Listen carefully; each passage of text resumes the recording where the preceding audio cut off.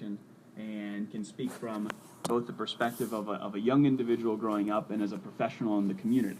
706-549-TALK. That's 549-8255. Sam, you're on with Carter Kessler and Chris Polera. Thanks for your call this morning.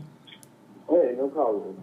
So I just had a question directed to Mr. Kessler, and I was just wondering what exactly makes him think he's responsible enough to make our laws when he can't really seem to follow them himself. And I just want to bring up the multiple DUI convictions on public record.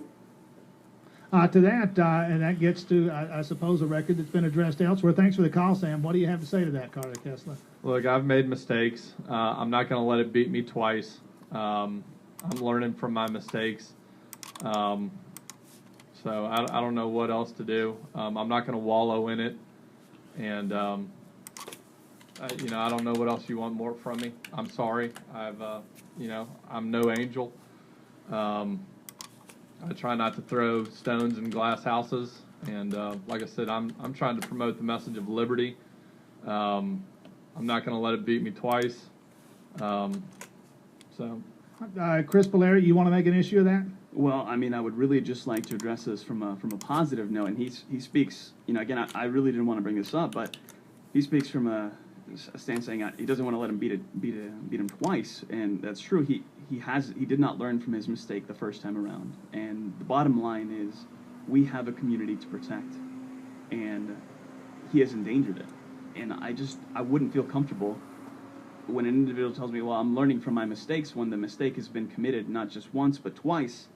And the only reason I see that is because you have an interlock system on your car. You have a chauffeur taking you around, and when so much of our debate on the state level is going on about ethics and accountability and transparency, I feel like this is a very glaring issue that probably should have been brought up a long time ago, if not prevented him from running.